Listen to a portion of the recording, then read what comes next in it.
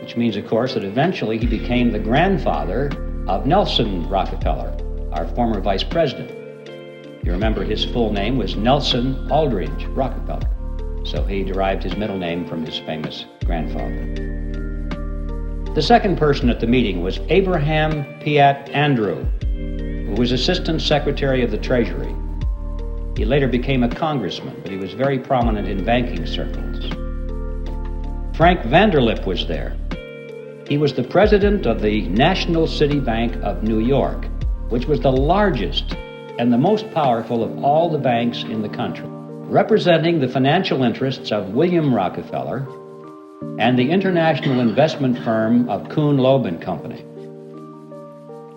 Henry Davison was there. He was the senior partner of the J.P. Morgan Company.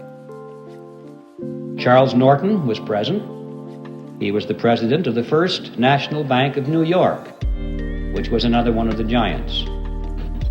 Also, there was Benjamin Strong, who was the head of J.P. Morgan's Bankers Trust Company. And incidentally, 3 years later, when the Federal Reserve System was finally created, he became the first head of the system. And finally, there was Paul Warburg, who was probably the most important of all the men there because of his knowledge of banking as it was practiced in Europe. Paul Warburg was born in Germany.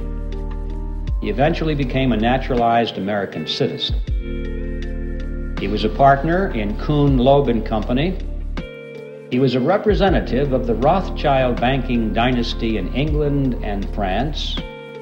And through all the years of his banking in America, he remained in very close contact with his brother, Max Warburg, who was the head of the Warburg Banking Consortium in Germany and the Netherlands. Paul Warburg was one of the wealthiest men in the world. And those of you who are Little Orphan Annie fans, you'll remember Daddy Warbucks. Paul Warburg was the real Daddy Warbucks, after whom that character was named. And also, while we're on the subject of cartoon characters, anyone who's played Monopoly will remember the drawing of the capitalist, handlebar mustache and the cigar. That's J.P. Morgan.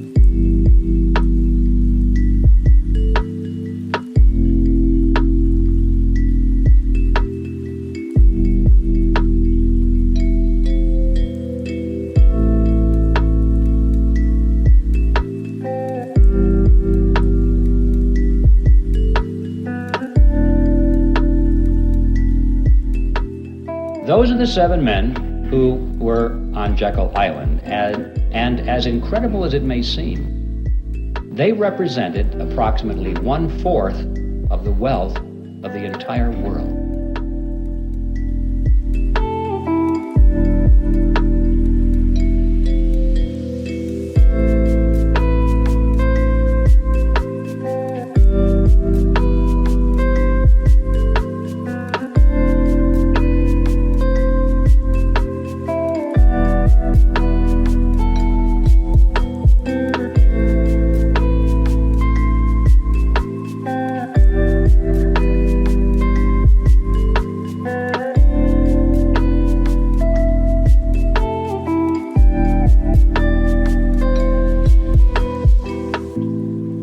Probably wondering, did it really happen that way? Perhaps Griffin is exaggerating this to make a point. Well, yes, it really happened that way, and to illustrate that, we could go to a lot of documentation, but to simplify this, I'd like to just read for you a short excerpt taken from one article written by Frank Vanderlip, who was one of the attendees at that meeting. And this was written in the Saturday Evening Post, and it appeared on February 9, 1935.